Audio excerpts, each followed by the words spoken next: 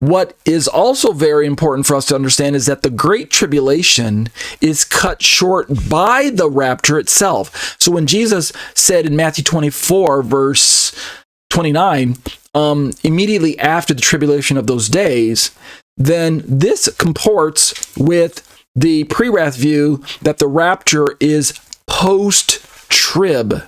So I want you to hear that for a moment. Even though pre-wrath gains its name from being in front of the wrath, when we say pre-wrath, we also have to realize that pre-wrath is also post-trib. And I say that to challenge the label that's already been given to the position known as post-trib, because there are a lot of truths that post-tribbers hold to. It's in their name, post-trib, but they would do well to be careful when they're looking at the pre-wrath to realize that we also are post-trib. In other words, both pre-wrath and post-trib challenge the idea that the church has to go through the tribulation, meaning it's the pre-tribbers who say, we can't be post-trib because we don't believe that we're going to go through the tribulation. Yet Jesus says after the tribulation of those days, and then there's this gathering. And whether you call that gathering the rapture or the second coming, it's still a gathering of believers. So I like the idea that pre-wrath and post-trib have a lot in common. Both can be considered post-trib. We don't have to get stuck on pre when we say pre-wrath. We could just say it's a modification. And indeed, really, if you were to compare the two closely, one of these days I'll do them very closely. Let me do it like this so you can see both of them. Really, it's the timing of the rapture that is somewhat different. I know we got the wrath of God on one side versus the other. But when we look at this view, which side of the day of the Lord will the saints be on? This is probably maybe one of the chief things that separates the pre-wrath from the post-trib. But the fact that we both agree that we're going to go through the tribulation is something that can help us to unite in our efforts to have these particular discussions. Another thing that separates us is the whether or not, and let me turn to this chart and then I'll jump into my study. Here we go. Whether or not the rapture and the second coming are really two events. This is another point of discussion and difference between the pre-wrath and the post-trib view. Rapture and second coming, depending on what your view is, you're looking at these charts in two radically different ways. If you're a pre-tribber, rapture is at the beginning of the 7 years and second coming is at the end of the 7 years. And it's easy to see these differences that I've got on my screen because in your mind, you're picturing a 7-year gap, like the pre-tribbers do. Mid-tribbers still have a gap, but it's only 3.5 years. Post-trib has no gap between these two events. Jesus comes on or with the clouds, but he also comes on a horse somehow. I guess I have to ask myself, kind of jokingly, is the horse on the cloud? Is that what's going on? So we can say he's on a cloud, but he's on a horse. Where is the horse? Is Jesus on the cloud and the cloud is on the horse? Or is Jesus on the horse and the horse is on the cloud? Right? I'm just being funny. But we have to look at these two passages, look at these two details, and ask ourselves these questions when we're trying to determine, are these the same event or are they separate? Jesus stops in midair in the rapture. Jesus comes completely onto the earth in the second coming. Jesus brings his people up to himself in the rapture. Jesus supposedly brings his people with him in the second coming. I say supposedly because, excuse me, there's a strong case that can be made that the second coming, hang on, I got a cough here. Sorry about that. There's a case that can be made that in all of the Old Testament passages, it's the angels that return with Jesus at the second coming. And also in Paul, he clearly says that Jesus arrives with his angels dealing out retribution as well. That's First Thessalonians chapter 1. He talks about that. So we are looking at Jesus coming the second time either with the bride, like Revelation 19 seems to describe, right, those wearing white linen, or the angels that he's coming with, and the bride isn't going to take part in the Battle of Armageddon. Either one, we'll talk about that when the time comes. But God's people get their glorified bodies during the rapture, and in the second coming, they already have their glorified bodies. I believe that those are some details that help us to see that there are at least two aspects. Judgment and wrath begin with the 7 trumpets and 7 bowls in the rapture versus at the second coming. The wrath is in conclusion at the Battle of Armageddon, at the end of the wicked, and the end of the wicked from the earth. So in the rapture, the wicked are just really starting out to get their traction, start ramping up their program. But at the second coming, Jesus is closing that program out. I'll give you a little hint just by the way.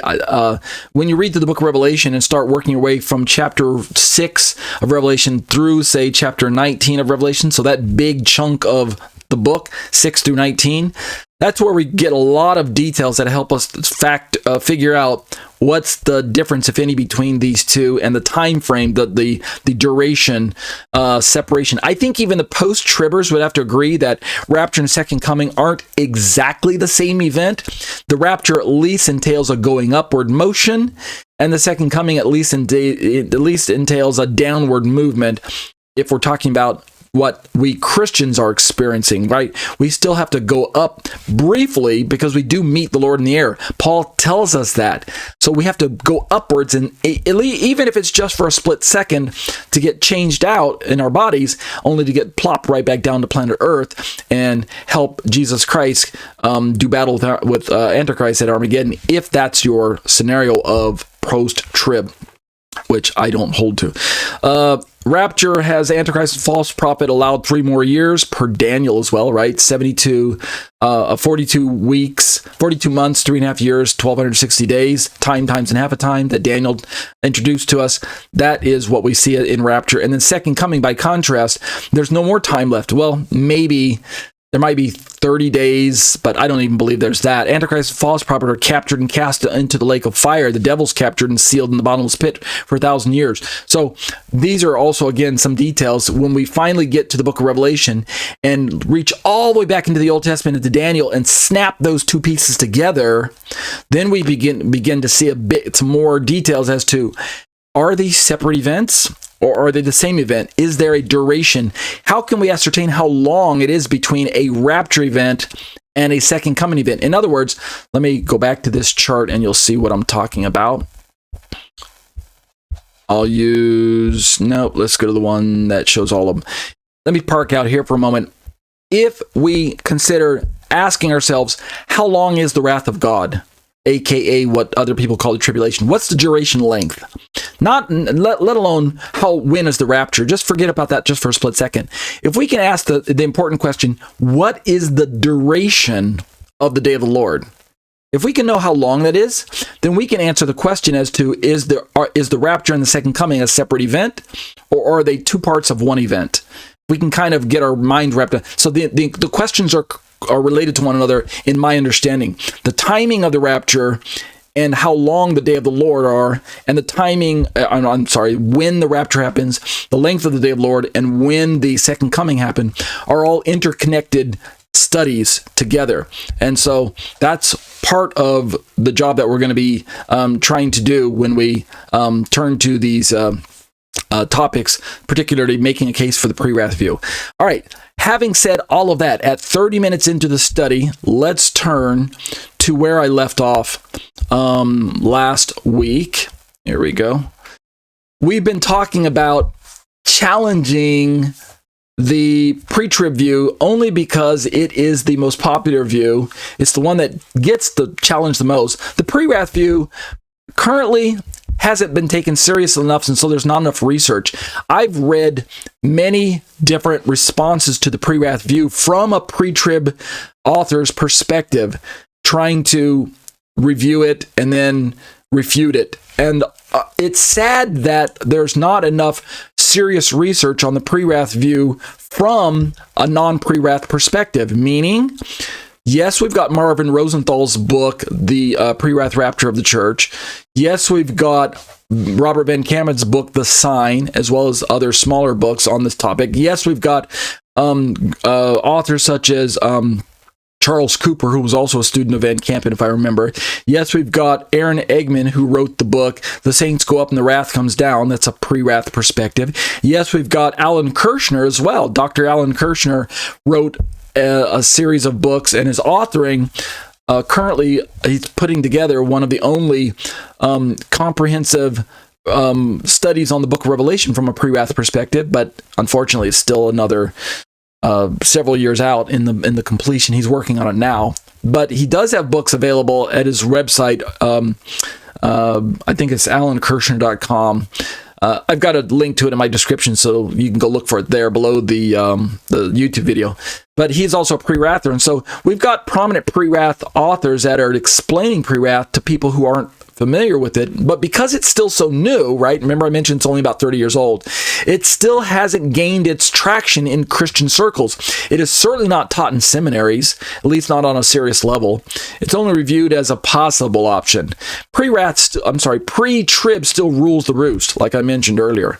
So what we're looking at now is questions for a pre-tribber. And the questions are put together by Van Kampen and Reverend Roger Best. And these are two pre-wrathers. And they are saying that if you're going to seriously take the pre-tribulation perspective, which is dispensational, how do you deal with these apparently glaring errors, at least from our perspective as non-pre-tribbers? So these questions could have been posed from a post-trib author as well, but they're posted on a blog that is pre-wrath. So let's continue our look at this as we start to orient ourselves towards peeling back all the layers of the pre-wrath position. My goal is after this study tonight that we will be able to turn into topic 11 and start looking at pre-wrath. And I hope to convince you that the pre-wrath should be taken seriously. At the very least, I'm not trying to completely throw out pre-trib. I'm not trying to say it is a worthless position. It has its merits. But if we are to take our Lord's words seriously, Yeshua, of course, being the primary author of the Bible, obviously he used other authors to help put the Bible together. But if we're going to take his word seriously and be ready for his second coming, then I think that pre-trib needs to be re-examined. And pre-wrath is seeking to do that by giving us more detail. It's drawing on the strengths of pre-trib, and it's also drawing on the strengths of the other views that came before it. Pre-wrath is the Johnny-come-lately. It's the new kid on the block. I get it. And so it's got a lot of work to do. It has to play catch-up. It has to prove its merit in light of the other views that came hundreds of years before it. So let's jump into this. So we just got through looking at Matthew 24, and a question that is brought up by pre-trib and pre-wrathers, is Matthew chapter 24 written to Israel, namely remnant Israel, who will face the Antichrist or face the end time scenarios? Or was Matthew 24's Olivet Discourse written for the church, meaning Jesus was giving us details that we're going to have to deal with in the end time scenario? Who is Matthew written to? Who are the saints, I should say, who are the elect in Matthew 24? We just got through looking at last week that it's very likely, and I think it's the better position to take, which post-trib and pre-wrath do, that Matthew 24 is speaking to Christians, speaking to the church. Remember, pre-trib says that the church is excused from the tribulation. They're not going to face the Antichrist, and therefore all of the talk about abomination of desolation, a rebuilt temple with sacrifices, the mark of the beast, all of that talk is for people who are in the tribulation, which the church should not be in, according to pre-trib. But both pre-wrath and post-trib believe that Christians will face the Antichrist. And so it's worth taking notice that what if we're wrong? How can we prepare to face the Antichrist? So let's pick up a reading there.